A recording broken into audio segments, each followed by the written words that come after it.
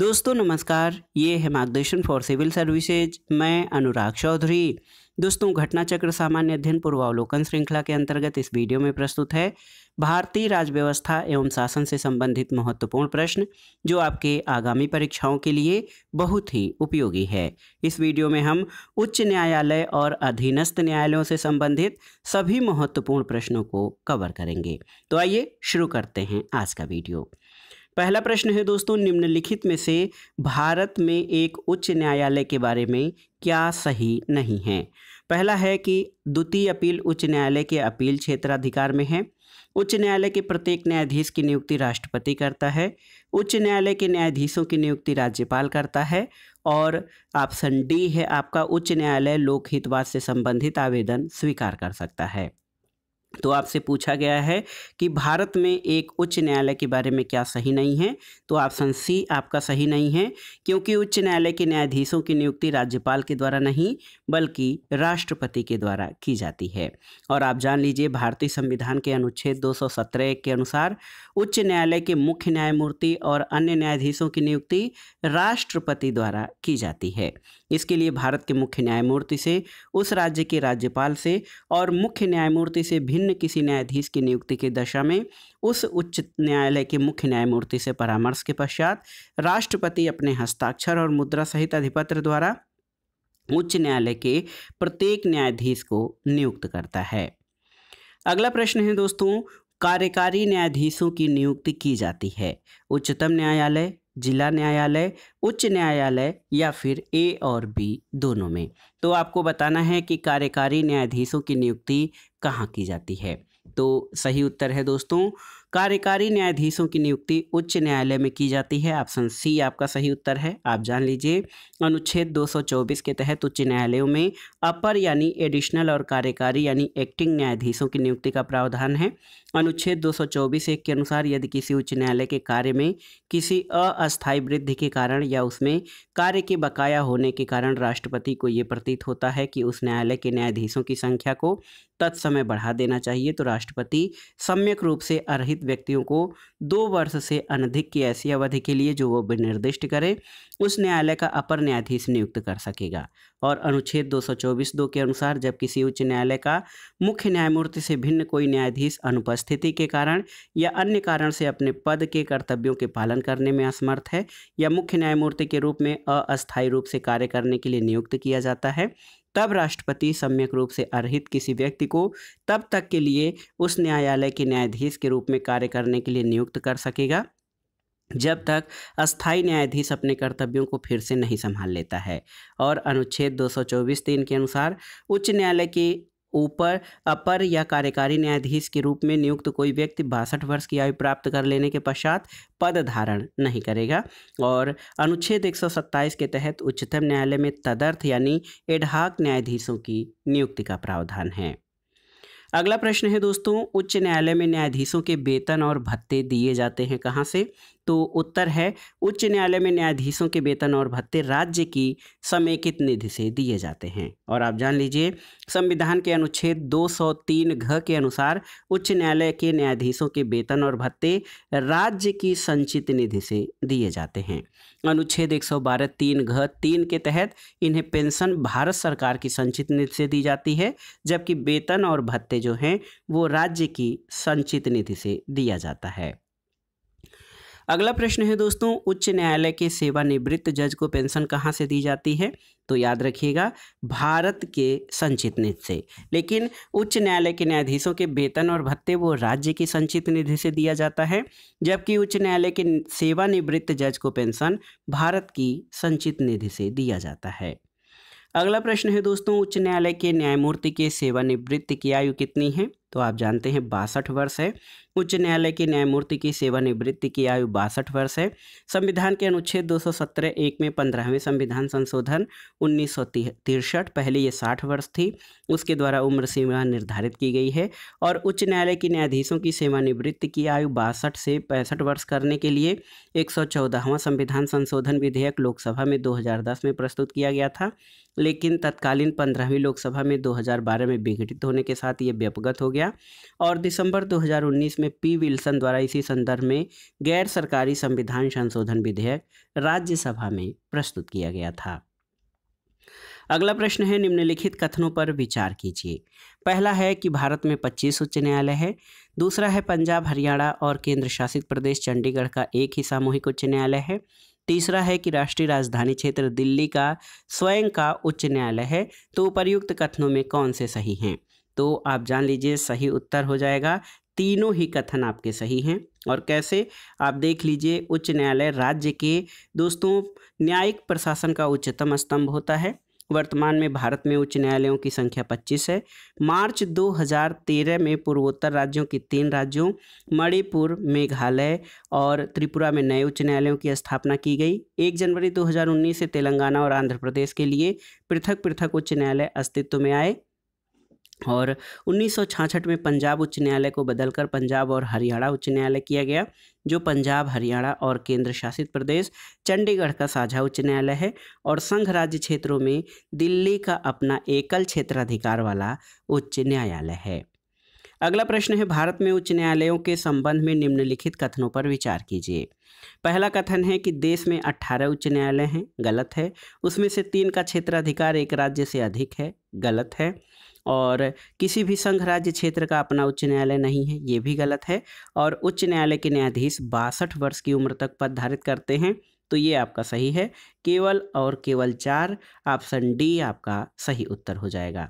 दोस्तों आप जान लीजिए कि वर्तमान में देश में कुल 25 उच्च न्यायालय हैं, उनमें से 7 का क्षेत्राधिकार एक से अधिक राज्यों पर है। संघ राज्य क्षेत्रों में दिल्ली का अपना एकल क्षेत्राधिकार वाला उच्च न्यायालय है, आप जानते भी हैं, जबकि जम्मू और कश्मीर और लद्दाख का अपना साझा उच्च न्यायालय है।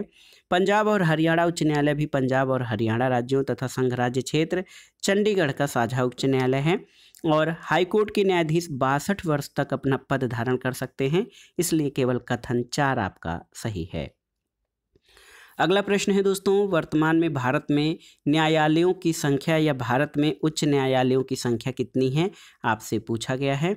तो सही उत्तर हो जाएगा, भारत में उच्च न्यायालयों की संख्या 25 है। तो ये प्रश्न पुराना है, इसलिए यहाँ पर संख्या नहीं दिया गया है। उस समय जब ये प्रश्न पूछा गया था तब 21 थी, लेकिन वर्तमान में कुल 25 उच्च न्यायालय हैं। अगला प्रश्न है दोस्तों, अंडमान निकोबार द्वीप पर निम्नलिखित उच्च न्यायालयों में किस एक का क्षेत्राधिकार है? आंध्र प्रदेश, कोलकाता, मद्रास या ओडिशा? तो सही उत्तर है कोलकाता। दोस्तों अंडमान और निकोबार द्वीप समूह पर कोलकाता उच्च न्यायालय का क्षेत्राधिकार है। वर्तमान में 7 उच्च न्यायालय ऐसे हैं जिनकी अधिकारिता एक से अधिक राज्यों या संघ राज्य क्षेत्रों पर हैं। ये बॉम्बे उच्च न्यायालय जो कि महाराष्ट्र, गोवा, दादरा और नगर हवेली तथा दमन द्वीप, कलकत्ता उच्च न्यायालय पश्चिम बंगाल, अंडमान और निकोबार, गुवाहाटी उच्च न्यायालय की अधिकारिता में असम, अरुणाचल प्रदेश, मिजोरम और नागालैंड, केरल उच्च न्यायालय के अंतर्गत केरल और लक्षद्वीप, मद्रास उच्च न्यायालय में तमिलनाडु और पुडुचेरी, पंजाब और हरियाणा उच्च न्यायालय में पंजाब, हरियाणा और चंडीगढ़ तथा जम्मू कश्मीर और लद्दाख उच्च न्यायालय में जम्मू कश्मीर और लद्दाख राज्य अधिकारिता के अंतर्गत आते हैं। अगला प्रश्न है, निम्नलिखित उच्च न्यायालयों में से कौन एक से अधिक राज्य और केंद्र शासित प्रदेश के लिए है? तो इलाहाबाद, दिल्ली, गुजरात या बम्बई? तो सही उत्तर है बम्बई। और बम्बई उच्च न्यायालय आप जानते हैं महाराष्ट्र, गोवा, दादरा नगर हवेली और दमन दीव के लिए है। अगले प्रश्न पर आते हैं दोस्तों, यहाँ पर है कि भारत के कितने उच्च न्यायालयों की अधिकारिता में एक से अधिक राज्य आते हैं, संघ राज्य क्षेत्र नहीं? तो 2, 3, 5 या 7? तो सही उत्तर हो जाएगा 3। आप देखिए यहाँ पर बहुत ही महत्वपूर्ण प्रश्न है। गुवाहाटी उच्च न्यायालय में असम, अरुणाचल प्रदेश, नागालैंड और मिजोरम, बॉम्बे उच्च न्यायालय में महाराष्ट्र और गोवा, पंजाब और हरियाणा उच्च न्यायालय में पंजाब और हरियाणा राज्य शामिल हैं। तो इस तरह से भारत के 3 उच्च न्यायालय ऐसे हैं जिनकी अधिकारिता में एक से अधिक राज्य हैं, केंद्र शासित प्रदेशों को छोड़कर। अगला प्रश्न है, निम्नलिखित राज्यों में किस राज्य का अपना एक उच्च न्यायालय नहीं है? देखिए ओडिशा, सिक्किम, हिमाचल प्रदेश और मणिपुर। तो आप देखिए जब ये प्रश्न पूछा गया था 2005 में, तो उस समय मणिपुर का अपना उच्च न्यायालय नहीं था, ये गुवाहाटी उच्च न्यायालय के क्षेत्रीय अधिकारिता में था। जबकि 25 मार्च 2013 को मणिपुर उच्च न्यायालय की स्थापना हो गई है। अगला प्रश्न है, निम्नलिखित में से किन राज्यों में मार्च 2013 में उच्च न्यायालय स्थापित किए गए हैं? तो सही उत्तर क्या हो जाएगा? सही उत्तर है केंद्र सरकार द्वारा मेघालय, मणिपुर और त्रिपुरा। तो मेघालय, मणिपुर और त्रिपुरा। तो यहाँ पर आप देख सकते हैं मेघालय और त्रिपुरा ऑप्शन में है, तो 2 और 4 आपके सही उत्तर हो जाएंगे। ऑप्शन बी सही उत्तर हो जाएगा, लेकिन मेघालय और यहाँ पर आप देखिए मणिपुर और त्रिपुरा, और इन तीनों राज्यों के लिए 2013 में उच्च न्यायालय का उद्घाटन किया गया है। अगला प्रश्न है दोस्तों, निम्न उच्च न्यायालयों में से किस एक उच्च न्यायालय की सबसे अधिक बेंच हैं? कोलकाता उच्च न्यायालय, मध्य प्रदेश उच्च न्यायालय, मुंबई उच्च न्यायालय या फिर गुवाहाटी उच्च न्यायालय? तो देखिए मुंबई उच्च न्यायालय और गुवाहाटी उच्च न्यायालय, इसमें सी और डी दोनों ही आपके सही उत्तर होंगे, क्योंकि आप जान लीजिए दोस्तों कलकत्ता उच्च न्यायालय की मूल पीठ कोलकाता में और 2 बेंच पोर्ट ब्लेयर और जलपाईगुड़ी में है। मध्य प्रदेश उच्च न्यायालय की मूल पीठ जबलपुर में और 2 बेंच ग्वालियर और इंदौर में है। बॉम्बे उच्च न्यायालय की मूल पीठ मुंबई में और 3 बेंच नागपुर, पणजी और औरंगाबाद में है। गुवाहाटी उच्च न्यायालय की मूल पीठ गुवाहाटी में और 3 बेंच कोहिमा, आइजोल और ईटानगर में है। पहले गुवाहाटी उच्च न्यायालय की सर्वाधिक 6 बेंच थीं, लेकिन मार्च 2013 में मणिपुर, मेघालय और त्रिपुरा, ये 3 राज्य हैं, मणिपुर, मेघालय और त्रिपुरा, 3 राज्यों के लिए जो है पूर्वोत्तर के राज्यों के लिए उच्च न्यायालय का गठन हुआ। अब 3 बेंचें ही रह गई हैं जो है गुवाहाटी उच्च न्यायालय में। तो याद रखिएगा, अब दोस्तों वर्तमान में मुंबई और गुवाहाटी उच्च न्यायालय में सर्वाधिक 3-3 बेंचें हैं। अगला प्रश्न है, निम्नलिखित में से कौन सा राज्य जो है उच्च न्यायालय का मुख्य क्षेत्राधिकार नहीं है? राज्य के उच्च न्यायालय का मुख्य क्षेत्राधिकार नहीं है। ऑप्शन देखिए, परामर्श संबंधी क्षेत्राधिकार, प्रारंभिक क्षेत्राधिकार, निरीक्षण का क्षेत्राधिकार या अपीलीय क्षेत्राधिकार। तो सही उत्तर है परामर्श संबंधी क्षेत्राधिकार। आप जान लीजिए भारतीय संविधान के अनुसार परामर्श संबंधी क्षेत्राधिकार अनुच्छेद 143 के तहत मात्र सर्वोच्च न्यायालय का है, और अन्य क्षेत्राधिकार में राज्य के उच्च न्यायालयों के पास भी हैं। आप जान लीजिए संघ और राज्यों या राज्यों के बीच विवादों के निर्णय का प्रारंभिक और एकमेव क्षेत्राधिकार सर्वोच्च न्यायालय के पास है, लेकिन मूल अधिकारों को लागू करने के संबंध में प्रारंभिक क्षेत्राधिकार उच्च न्यायालयों को भी प्राप्त है। अगला प्रश्न है, जब किसी उच्च न्यायालय का मुख्य न्यायाधीश प्रशासनिक हैसियत से काम करता है तो वो किसके अधीन होता है? तो सही उत्तर हो जाएगा दोस्तों, उच्च न्यायालय के अन्य न्यायाधीशों में से किसी भी रिट अधिकारिता के। तो याद रखिएगा, उच्च न्यायालय का मुख्य न्यायाधीश दोहरी भूमिका निभाता है। पहले वो न्यायिक कार्य करता है और द्वितीय वो प्रशासनिक हैसियत से कार्य करता है। प्रशासनिक हैसियत से कार्य करते हुए वो निचली अदालतों का पर्यवेक्षण, अधीक्षण, प्रशासन और नियंत्रण करता है, और इन कार्यों में अपव्यवहार करने पर वह अन्य न्यायाधीशों की रीटों की अधिकारिता में आता है।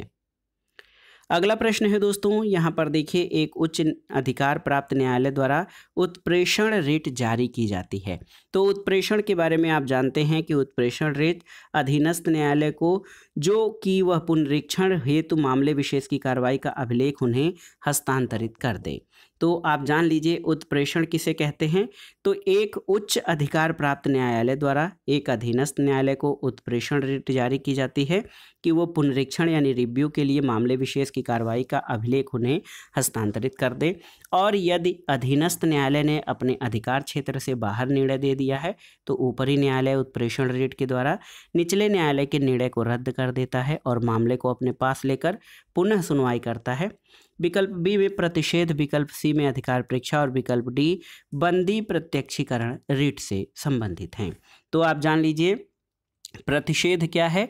तो एक अधीनस्थ न्यायालय को कि वह किसी मामले विशेष में अग्रेतर कार्रवाई रोक सकता है।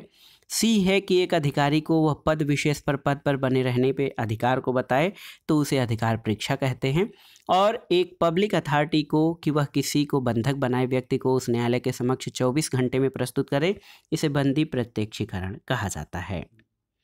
अगला प्रश्न है, कौन सी एक याचिका अधीनस्थ न्यायालयों की कार्य पद्धति का परीक्षण करती है? तो ये है उत्प्रेषण। ऑप्शन सी सही उत्तर हो जाएगा। उत्प्रेषण और प्रतिषेध याचिकाएं अधीनस्थ न्यायालयों की कार्यपद्धति का परीक्षण करती हैं।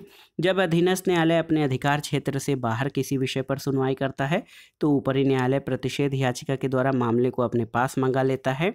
जबकि यदि अधीनस्थ न्यायालय ने अपने अधिकार क्षेत्र से बाहर निर्णय दे दिया है तो ऊपरी न्यायालय उत्प्रेषण याचिका के द्वारा उस निर्णय को रद्द कर मामले को अपने पास लेकर पुनः सुनवाई करता है। अगला प्रश्न है, निम्न में से कौन एक रिट न्यायालय में कार्रवाई लंबित होने की दशा में लागू की जाती है? परमादेश, उत्प्रेषण, प्रतिषेध या अधिकार परीक्षा? तो सही उत्तर है प्रतिषेध यानी प्रोहिबिशन। और आप जान लीजिए, प्रतिषेध रिट न्यायालय में कार्रवाई लंबित रहने की दशा में लागू की जाती है जब निचला न्यायालय या अधीनस्थ न्यायालय अपने अधिकार क्षेत्र से बाहर किसी विषय पर सुनवाई करता है तो ऊपरी न्यायालय प्रतिषेध रिट जारी करके मामले को अपने पास मंगा लेता है। अगला प्रश्न कथन कारण से संबंधित है। यहाँ पर आप देखिए, कथन है कि न्यायालय के आदेशों की जानबूझकर अवज्ञा करना या उनका पालन न करना और न्यायिक व्यवहार के बारे में अनादर सूचक भाषा का प्रयोग करना न्यायालय की अवमानना की कोटि में आता है, बिल्कुल सही है। और दूसरा है कि न्यायिक सक्रियतावाद न्यायपालिका को अवमाननापूर्ण व्यवहार को दंडित करने के दंडात्मक अधिकार दिए बिना कार्यान्वित नहीं किया जा सकता है। तो दोनों ही कथन स्वतंत्र रूप के या स्वतंत्र कथन के रूप में सही हैं, लेकिन कारण कथन की सही व्याख्या नहीं करता है, इसलिए इस प्रश्न का उत्तर ऑप्शन बी हो जाएगा। ए और आर दोनों सही हैं और आर ए की सही व्याख्या नहीं करता है। अगला प्रश्न है दोस्तों, भारत के न्यायालयों द्वारा जारी रिटों के संबंध में निम्नलिखित कथनों पर विचार कीजिए। पहला कथन है, किसी प्राइवेट संगठन के विरुद्ध जब तक कि उसको कोई सार्वजनिक कार्य नहीं सौंपा गया हो परमादेश नहीं होगा, बिल्कुल सही है। दूसरा है कि किसी कंपनी के विरुद्ध भले ही वह कोई सरकारी कंपनी हो परमादेश नहीं होगा, सही नहीं है। तीसरा है दोस्तों कि कोई भी लोक प्रवण व्यक्ति या पब्लिक माइंडेड पर्सन अधिकार परीक्षा को वारंटो रिट प्राप्त करने के लिए न्यायालय में क्षमावेदन करने के लिए याची या पिटिशनर हो सकता है। तो 1 और 3 आपके सही हैं। देखिए ऑप्शन सी इस प्रश्न का सही उत्तर हो जाएगा। दोस्तों इसको समझने का प्रयास करिए कि भारत के संविधान में अनुच्छेद 32 और 226 इसके तहत क्रमशः उच्चतम न्यायालय को अनुच्छेद 32 और उच्च न्यायालय को 226 के तहत कुल 5 प्रकार की रिट जारी करने की शक्ति दी गई है। इसमें आप जानते हैं बंदी प्रत्यक्षीकरण, परमादेश, प्रतिषेध, उत्प्रेषण और अधिकार परीक्षा शामिल हैं। परमादेश का अर्थ होता है हम आदेश देते हैं और इसके अंतर्गत किसी व्यक्ति न्यायालय, किसी व्यक्ति, लोक प्राधिकारी, अधीनस्थ न्यायालय सरकार या निगम को उनके विधिक, सांविधिक या लोक कर्तव्यों को करने या अवैध रूप से न करने का आदेश देता है। और किसी प्राइवेट व्यक्ति या संगठन के विरुद्ध परमादेश रिट तभी जारी की जाएगी जबकि कि उसको कोई सार्वजनिक कार्य सौंपा गया हो। कथन 1 सही है। किसी कंपनी के विरुद्ध यदि वह कोई सरकारी कंपनी हो तो परमादेश हो सकता है, इसलिए कथन 2 असत्य है। अधिकार परीक्षा रिट कोई याची कोई भी पब्लिक माइंडेड पर्सन हो सकता है, उसका उस पद से हितबद्ध होना या उसका दावेदार होना आवश्यक नहीं है, तो कथन 3 भी आपका सही है। अगला प्रश्न है दोस्तों, उच्च न्यायालय की परमादेश जारी करने की शक्ति के अंतर्गत क्या आते हैं? संवैधानिक अधिकार, सांविधिक अधिकार, मौलिक अधिकार या उपरोक्त सभी? तो सही उत्तर है ऑप्शन डी, उपरोक्त सभी। दोस्तों आप जान लीजिए कि उच्च न्यायालय जो है उच्चतम न्यायालय को अनुच्छेद 32 के तहत और उच्च न्यायालय को अनुच्छेद 226 के तहत मूल अधिकारों की रक्षा के लिए बंदी प्रत्यक्षीकरण, परमादेश, प्रतिषेध, उत्प्रेषण और अधिकार परीक्षा संबंधी रिट निकालने का अधिकार है। लेकिन जहां उच्चतम न्यायालय केवल मूल अधिकारों की रक्षा के लिए इन्हें निकाल सकता है, वहीं उच्च न्यायालय मूल अधिकारों सहित अन्य विधिक अधिकारों को प्रवृत्त कराने के लिए भी रिटें निकाल सकता है। अगला प्रश्न कथन और कारण से संबंधित है। कथन है कि भारतीय नागरिकों के अधिकारों को संरक्षित करने में उच्च न्यायालय सर्वोच्च न्यायालय की अपेक्षा बढ़िया स्थिति में है, बिल्कुल सही है। कारण है कि सर्वोच्च न्यायालय केवल मौलिक अधिकारों के संरक्षण के लिए ही परमादेश जारी कर सकता है।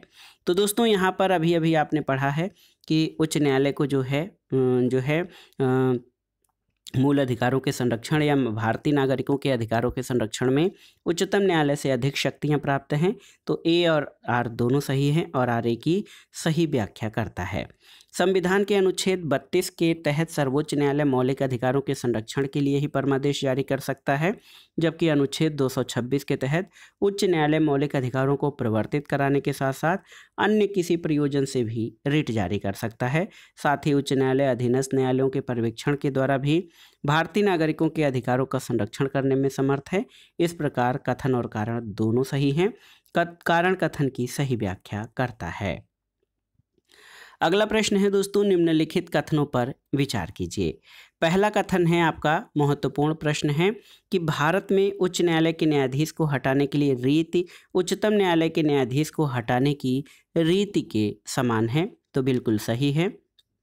दूसरा कथन है कि उच्च न्यायालय का कोई अस्थायी न्यायाधीश अपने पद से सेवानिवृत्ति के पश्चात भारत में किसी भी न्यायालय या किसी प्राधिकारी के समक्ष अभिवचन नहीं कर सकता है, तो इसमें ये आपका सही नहीं है। तो केवल और केवल जो है आप देखिए एक आपका सही उत्तर है। कैसे? तो आप देखिए अनुच्छेद 217(1) के अनुसार उच्च न्यायालय के किसी न्यायाधीश को उच्चतम न्यायालय के न्यायाधीश को हटाने के लिए अनुच्छेद 124 के खंड 4 में उपबंध रीति से उसके पद से राष्ट्रपति द्वारा हटाया जा सकेगा और इन्हें संविधान के अनुच्छेद 124(4) में विहित प्रक्रिया से साबित कदाचार या असमर्थता के आधार पर संसद द्वारा अधिनियमित न्यायाधीश जांच अधिनियम 1968 के तहत संसद के प्रत्येक सदन में विशेष बहुमत से हटाने संबंधी प्रस्ताव पारित करके राष्ट्रपति के आदेश द्वारा हटाया जा सकता है। पहला कथन सही हो जाएगा। लेकिन अनुच्छेद 220 के अनुसार उच्च न्यायालय का अस्थायी न्यायाधीश सेवानिवृत्ति के पश्चात जिस उच्च न्यायालय में वो अस्थायी न्यायाधीश रहा हो उससे भिन्न उच्च न्यायालयों और उच्चतम न्यायालय में अभिवचन कार्य कर सकता है, जबकि उच्चतम न्यायालय का जो सेवानिवृत्त न्यायाधीश है वो भारत के किसी न्यायालय या प्राधिकारी के समक्ष अभिवचन का कार्य नहीं कर सकता है। तो दूसरा कथन आपका गलत हो जाएगा। अगला प्रश्न है, एक उच्च न्यायालय का न्यायाधीश अपना त्यागपत्र संबोधित करता है किसको? तो ये भारत के राष्ट्रपति को। अगला प्रश्न है, किस न्यायमूर्ति के खिलाफ 2011 में राज्यसभा ने महाभियोग का प्रस्ताव पास किया, किंतु अपने बचाव के लिए उसने लोकसभा द्वारा उसी प्रस्ताव के पास होने से पूर्व त्यागपत्र दिया? तो सही उत्तर है न्यायमूर्ति सौमित्र सेन ने। ऑप्शन सी आपका सही उत्तर है। कोलकाता उच्च न्यायालय के पूर्व न्यायाधीश न्यायमूर्ति सौमित्र सेन पर लोक निधियों का दुरुपयोग करने के कारण 2011 में राज्यसभा ने महाभियोग प्रस्ताव पारित किया। स्वतंत्र भारत में किसी न्यायमूर्ति के खिलाफ ऐसा प्रस्ताव पारित होने का ये पहला मामला था। ये प्रस्ताव लोकसभा में प्रस्तुत किए जाने से पूर्व ही 1 सितंबर 2011 को उन्होंने अपने पद से इस्तीफा दे दिया और स्वतंत्र भारत में पहली बार न्यायमूर्ति बी रामास्वामी के विरुद्ध 1993 में संसद में महाभियोग प्रस्ताव लाया गया था। अगला प्रश्न है दोस्तों, बाबरी मस्जिद और राम जन्मभूमि का विवाद जो इलाहाबाद उच्च न्यायालय के लखनऊ खंडपीठ में समक्ष है वो किस प्रकार का है? तो सही उत्तर है वो स्वत्वाधिकार या टाइटल सूट का प्रकार है। आप जान लीजिए, बाबरी मस्जिद या राम जन्मभूमि का विवाद इलाहाबाद उच्च न्यायालय के समक्ष स्वत्वाधिकार मुकदमा या टाइटल सूट के रूप में प्रस्तुत किया गया था, जिसमें दो समुदायों ने बाबरी मस्जिद और राम जन्मभूमि की जमीन और संपत्ति पर अपने अपने दावे पेश किए थे। नवंबर 2019 में सर्वोच्च न्यायालय द्वारा इस मुकदमे को अंतिम रूप से निस्तारण कर दिया गया है। अगला प्रश्न है, किस उच्च न्यायालय ने यह फैसला दिया कि एक ही बार में 3 तलाक कहने पर तलाक होना गैर कानूनी है? तो सही उत्तर है ये इलाहाबाद उच्च न्यायालय ने निर्णय दिया है। इलाहाबाद उच्च न्यायालय में रहमतुल्लाह बनाम स्टेट ऑफ यूपी 1994 के मामले में ये निर्णय दिया गया कि एक ही बार में 3 तलाक कहने से तलाक होना गैर कानूनी है, क्योंकि इस प्रकार का तलाक पवित्र कुरान और भारतीय संविधान के प्रावधानों दोनों के विरुद्ध है। मुस्लिम महिलाएं विवाह अधिकार संरक्षण अधिनियम 2019 के तहत एक ही बार में 3 बार तलाक कहने को संज्ञेय अपराध घोषित किया गया है। अगला प्रश्न है दोस्तों, 2008 में छत्तीसगढ़ उच्च न्यायालय के मुख्य न्यायाधीश कौन बने थे? तो ये थे न्यायमूर्ति राजीव गुप्ता। इससे पहले वे उत्तराखंड उच्च न्यायालय के मुख्य न्यायाधीश थे। अगला प्रश्न है दोस्तों, विधि आयोग के किस अध्यक्ष ने अपनी रिपोर्ट में समर्थन किया है कि प्रत्येक उच्च न्यायालय के 1/3 न्यायाधीश दूसरे राज्य से होने चाहिए? तो ये हैं न्यायाधीश HR खन्ना।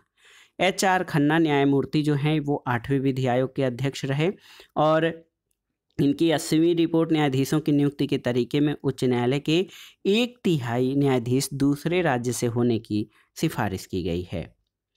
अगला प्रश्न है जिला न्यायाधीश शब्द संविधान के किस अनुच्छेद में आया है, आपको बताना है। अनुच्छेद 230, 231, 232 या 233 में। तो सही उत्तर है अनुच्छेद 233 में। याद रखिएगा भारतीय संविधान के भाग 6 के अध्याय 6 के अनुच्छेद 223 में जिला न्यायाधीश या डिस्ट्रिक्ट जज शब्द का उल्लेख हुआ है।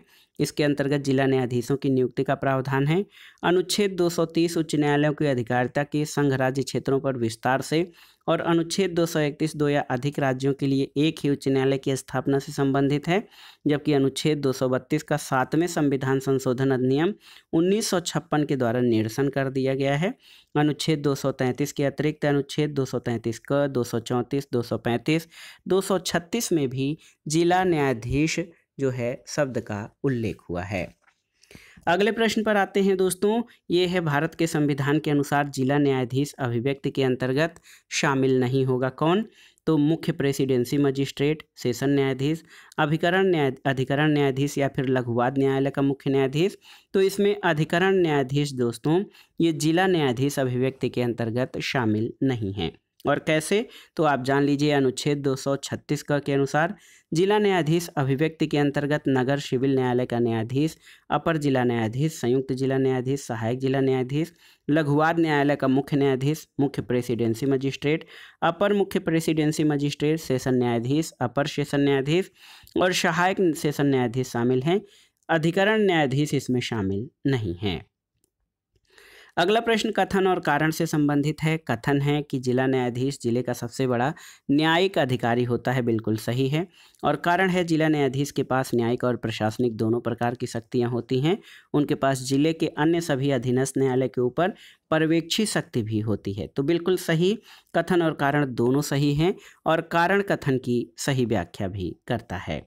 दोस्तों संविधान के अनुच्छेद 233 के तहत जिला न्यायाधीश की नियुक्ति संबंधित राज्य के राज्यपाल द्वारा उस राज्य के संबंध में अधिकारिता का प्रयोग करने वाले उच्च न्यायालय से परामर्श करके की जाती है। जिला न्यायाधीश जिले का सर्वोच्च न्यायिक अधिकारी होता है जिसके पास न्यायिक और प्रशासनिक दोनों प्रकार की शक्तियाँ होती हैं। जिला न्यायाधीश के पास जिले के अन्य सभी अधीनस्थ न्यायालयों के ऊपर पर्यवेक्षण या इंस्पेक्शन करने की भी शक्ति होती है। अगला प्रश्न है दोस्तों, भारत के संबंध में निम्नलिखित कथनों पर विचार कीजिए। पहला है कि न्यायिक हिरासत का अर्थ है अभियुक्त संबंधित मजिस्ट्रेट की हिरासत में है और ऐसे अभियुक्त को पुलिस स्टेशन के हवालात में रखा जाता है, न कि जेल में। ये आपका गलत हो जाएगा। दूसरा है कि न्यायिक हिरासत के दौरान मामले के प्रभारी पुलिस अधिकारी न्यायालय की अनुमति के बिना संदिग्ध व्यक्ति से पूछताछ नहीं कर सकते। तो बिल्कुल केवल और केवल 2 सही है, ऑप्शन बी सही उत्तर हो जाएगा। दोस्तों सीपीसी यानी अपराध प्रक्रिया संहिता 1973 के तहत पुलिस हिरासत का अर्थ है अभियुक्त जो है प्रभारी पुलिस अधिकारी या संबंधित जांच एजेंसी के अधिकारी की हिरासत में है और उसे पुलिस स्टेशन के हवालात में या अधिकारी की हिरासत में रखा जाता है। इसके विपरीत न्यायिक हिरासत का अर्थ होता है कि अभियुक्त संबंधित मजिस्ट्रेट की हिरासत में है और ऐसी स्थिति में अभियुक्त को केंद्रीय या राज्य कारागार में रखा जाता है। तो कथन एक सही नहीं है। न्यायिक हिरासत के दौरान जो मामले के प्रभारी पुलिस अधिकारी होते हैं या जांच अधिकारी, वो न्यायालय की अनुमति के बिना संदिग्ध व्यक्ति से पूछताछ नहीं कर सकते। हालांकि न्यायालय अपने समक्ष प्रस्तुत किए गए तथ्यों के आधार पर आवश्यक समझने पर संबंधित अधिकारी को अभियुक्त से पूछताछ की अनुमति दे सकता है। तो कथन 2 आपका सही है। अगला प्रश्न है भारत के संदर्भ में निम्नलिखित कथनों पर विचार कीजिए। सरकारी विधि अधिकारी और विधिक फर्म अधिवक्ता के रूप में मान्यता प्राप्त है, किंतु कारपोरेट वकील और पेटेंट न्यायवादी अधिवक्ता की मान्यता से बाहर रखे गए हैं। तो ये आपका गलत है। दूसरा है कि विधि परामर्श परिषदों यानी बार काउंसिल को विधिक शिक्षा और विधि महाविद्यालयों की स्थापना के बारे में विधि महाविद्यालयों की मान्यता के बारे में नियम अधिकथित करने की शक्ति है। तो बिल्कुल सही, केवल और केवल ऑप्शन बी आपका सही है। केवल 2 कथन आपका सही हो जाएगा। और समझिए अधिवक्ता अधिनियम 1961 के प्रावधानों के अनुसार राज्य विधिज्ञ परिषद या स्टेट बार काउंसिल की सूची यानी रोल में अधिवक्ता यानी एडवोकेट के रूप में पंजीकृत व्यक्ति विधि स्नातक ही अधिवक्ता के रूप में मान्यता प्राप्त है। सरकारी विधि अधिकारी, विधिक फर्म, कारपोरेट वकील और पेटेंट न्यायवादी इत्यादि अधिवक्ता की श्रेणी में नहीं आते हैं। कथन 1 आपका असत्य हो जाएगा। और अधिवक्ता अधिनियम 1961 के तहत बार काउंसिलों को अपने पेशे को स्वविनियमित करने, प्रवेश और नामांकन संबंधी नियम बनाने, व्यावसायिक आचरण का मानक तय करने और विधिक शिक्षा और विधि महाविद्यालयों की मान्यता के बारे में नियम अधिकथित करने आदि की शक्ति प्राप्त है। और इसी संबंध में बार काउंसिल ऑफ इंडिया द्वारा विधिक शिक्षा के मानदंडों और विधि डिग्रियों की मान्यता संबंधी नियम बनाए गए हैं। कथन 2 आपका सही है। अगला प्रश्न है, लोक अदालतों के संबंध में निम्नलिखित कथनों में से कौन सा एक सही है? तो आप जान लीजिए कि यहाँ पर देखिए, लोक अदालतों की अधिकारिता मुकदमा दायर करने से पहले मामलों का निपटारा करने की है और उन मामलों का नहीं जो किसी न्यायालय में लंबित हों। ये सही नहीं है। लोक अदालतें ऐसे मामलों का निपटारा कर सकती हैं जो सिविल न कि आपराधिक प्रकृति के हैं। ये भी सही नहीं है। तीसरा है कि किसी लोक अदालत में केवल सेवारत अथवा सेवानिवृत्त न्यायिक अधिकारी ही नियुक्त हो सकते हैं, कोई अन्य व्यक्ति नहीं। और उपर्युक्त में से कोई भी कथन सही नहीं है। तो बिल्कुल सही, उपर्युक्त में से कोई भी कथन सही नहीं है। लोक अदालत में सामान्य न्यायालयों में लंबित मामलों का दोनों पक्षों के मध्य समझौतों के आधार पर निपटारा किया जाता है। इनमें दीवानी मामलों के साथ साथ कतिपय आपराधिक मामलों पर भी विचार किया जाता है। लोक अदालतों में वर्तमान या सेवानिवृत्त न्यायिक अधिकारी अथवा विधिक ज्ञान रखने वाला सम्मानी व्यक्ति पीठासीन अधिकारी होता है और सामान्यतः एक वकील और एक सामाजिक कार्यकर्ता इसके सदस्य होते हैं। अगला प्रश्न है, ग्राम न्यायालय अधिनियम के संबंध में निम्नलिखित कथनों में से कौन से कथन आपके सही हैं? देखिए, इस अधिनियम के अनुसार ग्राम न्यायालय केवल सिविल मामलों की सुनवाई कर सकता है, आपराधिक मामलों की नहीं। तो ये सही नहीं है। और दूसरा है, ये अधिनियम स्थानीय सामाजिक सक्रियतावादियों को मध्यस्थ सुलहकर्ता के रूप में स्वीकार करता है। तो केवल और केवल कथन 2 सही हैं। ऑप्शन बी आपका सही उत्तर हो जाएगा। और आप जान लीजिए, ग्राम न्यायालय अधिनियम 2008 की धारा 11 के अंतर्गत ग्राम न्यायालयों को सिविल और आपराधिक दोनों ही मामलों की सुनवाई का अधिकार प्राप्त है। और अधिनियम की धारा 27 के अनुसार स्थानीय सामाजिक सक्रियतावादियों को मध्यस्थ सुलहकर्ता के रूप में स्वीकार किया गया है। आज की वीडियो का आखिरी प्रश्न है कि भारत में चलित न्यायालय या मोबाइल कोर्ट का मानस पुत्र कौन है? तो ये हैं डॉक्टर APJ अब्दुल कलाम। 4 अगस्त 2007 को हरियाणा के मेवात जिले में पुन्हाना में देश की पहली मोबाइल या सचल अदालत का उद्घाटन किया गया। इसका शुभारंभ भारत के तत्कालीन मुख्य न्यायाधीश KG बालाकृष्णन ने किया और इसका उद्देश्य सुदूर और पिछड़े इलाकों तक न्यायिक व्यवस्था का लाभ पहुंचाना है। और इस प्रकार के न्यायालयों की परिकल्पना सबसे पहले भूतपूर्व राष्ट्रपति APJ अब्दुल कलाम द्वारा की गई थी।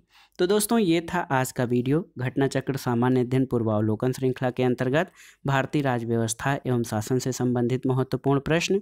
इसमें हमने उच्च न्यायालय और अधीनस्थ न्यायालय से संबंधित महत्वपूर्ण प्रश्नों को सॉल्व किया जो प्रीवियस ईयर्स पेपर्स में पूछे गए हैं। तो ये वीडियो आपके रिवीजन के लिए बहुत ही उपयोगी सिद्ध होगा। वीडियो को लाइक करें, शेयर करें और इस चैनल मार्गदर्शन फॉर सिविल सर्विसेज को सब्सक्राइब करें। वीडियो देखने के लिए धन्यवाद दोस्तों। नमस्कार।